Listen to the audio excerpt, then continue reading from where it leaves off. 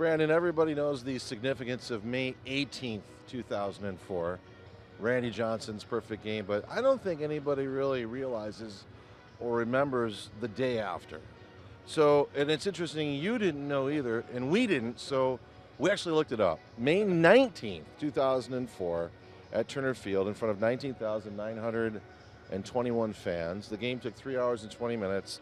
By the way, it was 78 degrees at the start of the game. That's rare. That's very rare in Atlanta. You can get some very humid, hot days there, so that was a plus. Here's the deal. You were the guy that had to go the day after Randy Johnson's perfect game. I mean, you had to match him, didn't you? I'm sure I went out there, probably didn't even think one thing about it because I honestly didn't remember until you told me that I pitched after that perfect game.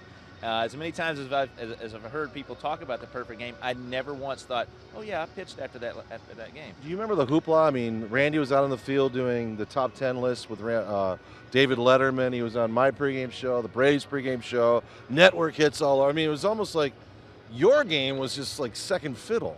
Hey, that's how I liked it. I like to slide in under. That's why I tried to play it probably cool and dumb, and I go out there and pitch. I didn't even know what happened the previous day, so that's probably why I went out there and did okay. You did more than okay. Let's go through this. 7 innings, solid. No runs, 6 hits, 3 walks. You managed to strike out a guy we don't know who. I didn't check that. 103 pitches, and you left with a 4-0 lead. As I looked at the highlights, you were doing exactly what you always did.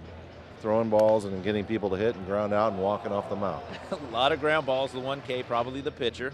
A couple double plays in there, I'm sure, and it's keeping the ball on the ground, doing what I used to do.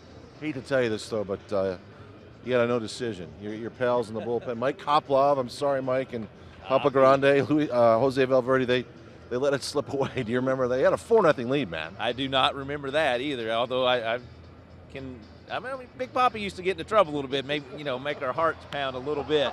But he didn't blow too many, might have to say. But, yeah, it happens, and I think we came back and maybe won that game. Is that correct? You did, and there is something else that I didn't want to let slip through the cracks during this game. I hope you guys are watching his reaction.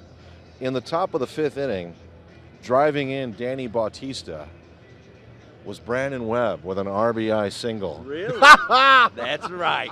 And we take that to BB. We got to show BB that clip of that RBI because he swears I can't hit, but I can do it. And there's a base hit into left field to make it a 2-0 ball game. Stop it, Brandon Webb. I don't know if it exists, but I know that it happened, okay? It was the day after. But you matched sort of the big unit. I mean, sort of. It was a tough act to follow, but I'm glad that I at least held my own a little bit and go down and get Kerrigan. He's got the video on tape, so we can get that. Okay, I'll find that, and I know this also, and maybe we can find that you were wearing like a stylish shirt after, and I'll bet you I asked some moronic question like, did you feel like you had to match Randy? Like, I think I just did again. There's no doubt I was wearing a stylish shirt, but one of my Robert Graham shirts. I've still got them all hanging, and I'm wondering when I'm ever going to be able to wear those ever again. Probably never, but no. You could always count on me wearing a sweet shirt. They may come back in style. Hold on to those, okay? Thanks, It'll be Brandon. a while. Maybe my son can wear them.